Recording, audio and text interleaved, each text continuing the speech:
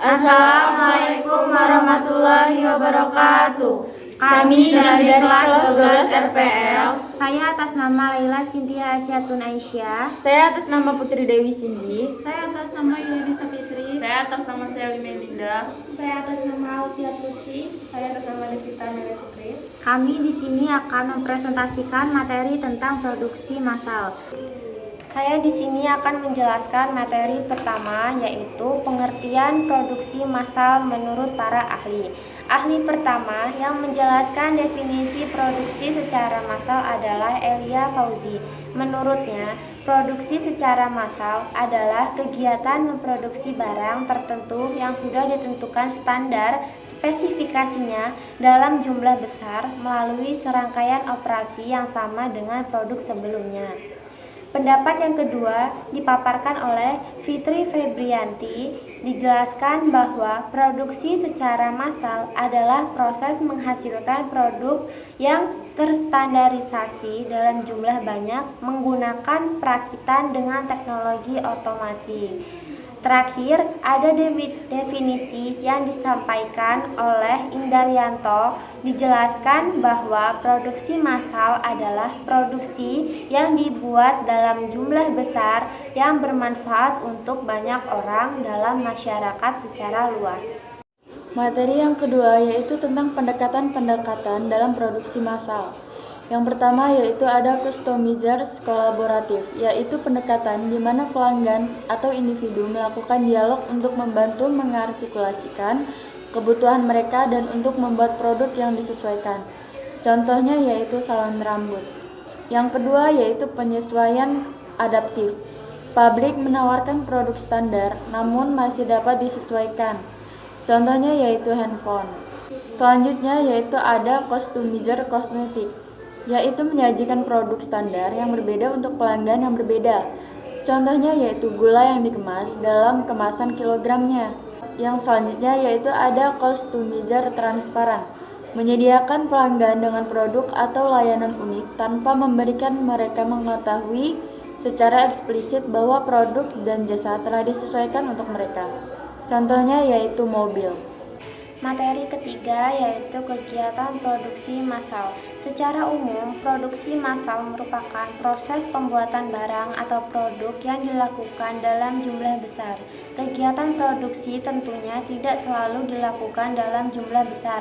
Biasanya disesuaikan dengan kebutuhan dan kondisi pasarnya. Adapun tahapan kegiatan produksi massal, yaitu menyiapkan dokumen persyaratan produk, melakukan validasi dan pengujian teknik, menjalankan validasi dan pengujian desain, menerapkan validasi dan pengujian produksi, kemudian pelaksanaan proses produksi.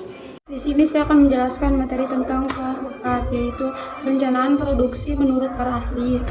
Menurut Agus Ahyari menyatakan bahwa perencanaan produksi yaitu perencanaan tentang produk apa dan berapa jumlah yang akan diproduksi pada periode yang akan datang. Menurut Fogarty, perencanaan produksi adalah perencanaan dari produk dan perencanaan perjualan untuk suatu produk, serta tingkatan persediaan selama jangka waktu panjang dari sekelompok produk. Menurut Bufa dan Sarin, perencanaan produksi merupakan suatu proses untuk memproduksi barang-barang pada waktu yang telah ditentukan sesuai dengan yang diramaikan atau dijadwalkan melalui pengorganisasian kerja, bahan baku, mesin, dan perkakas lainnya perusahaan di masa yang akan datang. Materi yang kelima yaitu tentang hal-hal yang perlu dipertimbangkan dalam produksi massal. Yang pertama yaitu ada perencanaannya menyangkut kegiatan di masa mendatang. Yang kedua yaitu sederhana dan mudah dimengerti dan mudah diolah. Yang ketiga yaitu sesuai dengan tujuan perusahaan. Yang keempat yaitu menentukan jumlah, jenis, model, kualitas, dan lain-lain. Yang terakhir yaitu mempersiapkan tenaga kerja, mesin, bahan-bahan, dan metode yang akan digunakan. Saya di sini akan menjelaskan materi ke-6 tentang jenis-jenis perencanaan produksi massal. Perencanaan berdasarkan ruang lingkup. Rencana strategis merupakan perencanaan yang di dalamnya terdapat uraian tentang kebijakan dalam jangka panjang dan jangka pelaksanaan yang cukup lama. Rencana taktis merupakan perencanaan yang di dalamnya terdapat Pembagian tentang kebijakan dalam jangka produk. Rencana strategis merupakan perencanaan yang di dalamnya memiliki penjelasan secara lengkap dan jelas, serta sifatnya terpadu. 2. Perencanaan berdasarkan tingkatan. Rencana induk merupakan suatu perencanaan yang berfokus kepada kebijakan suatu organisasi, di mana di dalamnya terdapat tujuan jangka panjang dan ruang lingkup yang sangat luas. Rencana operasional merupakan perencanaan yang fokus kepada petunjuk pelaksanaan program-program suatu organisasi. Rencana harian merupakan perencanaan yang di dalamnya terdapat kegiatan harian yang bersifat rutin atau setiap hari. 3. Rencana berdasarkan jangka waktu. Rencana jangka panjang, yaitu perencanaan yang dibuat dan berlaku pada waktu 10 hingga 20 tahun waktu yang akan datang. Rencana jangka menengah, yaitu perencanaan yang dibuat dan berlaku pada waktu 5 hingga 7 tahun yang akan datang. Rencana jangka pendek ini adalah perencanaan yang dilaksanakan dan berlaku selama kurang lebih 1 tahun lainnya. Di sini saya akan menjelaskan tentang fungsi dan tujuan perencanaan produksi. Secara umum, fungsi dan tujuan perencanaan produksi adalah merencanakan dan mengendalikan aliran material di dalam dan keluar pabrik, sehingga posisi keuntungan optimal yang merupakan tujuan perusahaan dapat dicapai. Adapun fungsi perencanaan produksi sebagai berikut, yaitu 1. Menjamin rencana penjualan dan rencana produksi konsisten terhadap rencana strategi perusahaan. Yang kedua, sebagai alat ukur performasi proses perencanaan produksi. Yang ketiga, menjamin kemampuan produksi konsisten terhadap rencana produksi. Yang keempat, memonitor hasil produksi aktual terhadap rencana produksi dan membuat penyesuaian. Yang kelima, mengatur persediaan produk jadi untuk mencapai target produksi dan merencana strategis. Yang keenam, mengarahkan penyusunan dan pelaksanaan jadwal induk produksi. Sedangkan tujuan dari perencanaan produksi antara lain yaitu 1.